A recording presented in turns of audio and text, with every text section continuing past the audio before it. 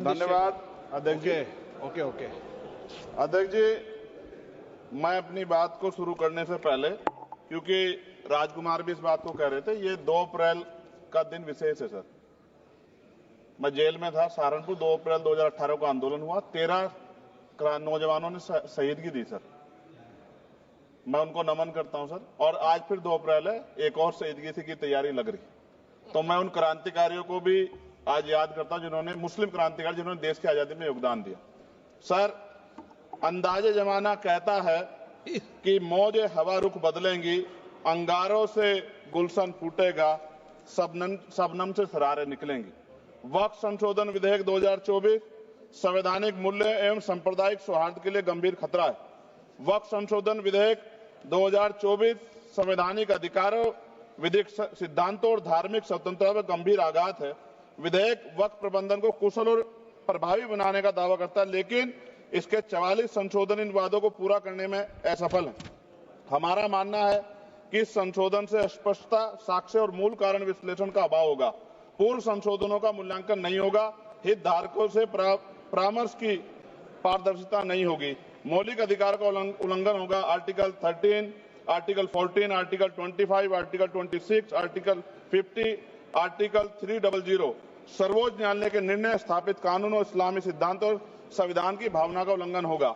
असत्य वादे बनाम वास्तविक प्रभाव, विधेयक सुधार और सशक्तिकरण का दावा करता है, लेकिन वास्तव में धार्मिक संपत्तियों के पुनः वर्गीकरण जब्ती का प्रावधान संशोधन 39A, ऐतिहासिक मस्जिदों, कब्रिस्तानों को सरकारी संपत्ति घोषित करना, जिससे सांप्रदायिक तनाव पैदा हो सकता है। जिलाधिकारियों को अत्यधिक अधिकार प्राप्त करना, संशोधन 4B। जिलाधिकारी सर सरकार के होते हैं, वो सरकार के हिसाब से काम होते हैं। यहाँ जितने MP बैठे हैं विपक्ष के, इनसे पूछ के देखो कि इनके जिले में क्या हाल है। इनका जिलाधिकारी सुनता नहीं सुनता, MP बैठे हैं, पूछ के देखो विपक्ष के, आपको पता लग जाएगा। सर, धार्मिक विशेषज्ञता या समुदाय की सलाह के बिना निर्णयों से संपत्ति विवाद और विश्वास की कमी उत्पन्न होगी। ट्रिब्यूनल की शक्ति कमजोर करना और मुस्लिम प्रतिनिधित्व हटाना, संशोधन 10B। धार्मिक कानून की त्रुटिपूर्ण व्याख्या और पक्षपाती निर्णय, दानकर्ता इच्छा की उपेक्षा व धार्मिक स्वतंत्रता का हनन, संशोधन 5A। दानकर्ता द्वारा समर्थन वापस लेना, जिससे सामुदायिक संस्था कमजोर हुई। गैर मुस्लिमों द्वारा स्थापित वक्फ सुरक्षा समाप्त करना, संशोधन 104 की समाप्ति। अंतर धार्मिक सौहार्द प्रभावित होगा सर। सदियों पुरानी धार्मिक संपत्तियों पर सीमा अधिनियम लागू करना, संशोधन 27B। कब्जा की गई संपत्तियों की स्थायी हानि, धार्मिक विषयों को दरकिनार कर वक्फ निर्धारण करना, संशोधन 6C। धार्मिक ज्ञान के अभाव में संपत्तियों गलत वर्गीकरण, पंजीकृत वक्फ घोषणाओं को अपराध घोषित करना, संशोधन 312। भय के माहौल में धार्मिक दान में गिरावट, मनमाने सर्वेक्षण को और वर्गीकरण की अनुमति देना, संशोधन 8A। धन्यवाद वकील साहब। सर, अभी पूरा दो जाने दो। सारी धाराएं पढ़ दोगे आप तो? सर, 2 मिनट में खत्म करूंगा और ये इंपॉर्टेंट है सर, मौका दीजिए सर।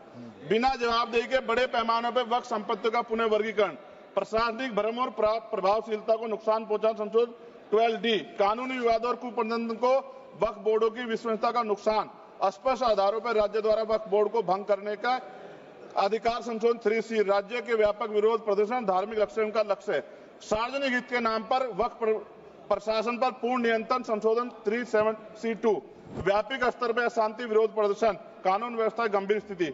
सर, सरकार के उद्देश्य से नजर आता है मुस्लिम समुदाय के योगदानों पर नियंत्रण स्थापित करना, मुसलमानों को उनकी वक्फ संपत्ति वंचित करना, वक्फ स्थापित करने के अधिकार पर प्रतिबंध लगाना, वाकिफ और मुतवल्ली की इस्लामी परिवर्तन करना। इस विधेयक को वर्तमान रूप से स्वीकार करें और समावेशी परामर्श, कानून स्पष्टता, संवैधानिक धार्मिक सुरक्षा सुनिश्चित करें। सर, ये तो बिल पे था सर, क्योंकि आप कहते हैं बिल पे बोलना चाहिए 2 दिन नहीं, लेकिन सर मैं सुबह से सुन रहा हूं सर 2-3 चीजें बोलूंगा सर। जो विद्वान सरकार मुसलमानों की कितनी हितैषी है सर, कुछ कह रहे हैं क्या?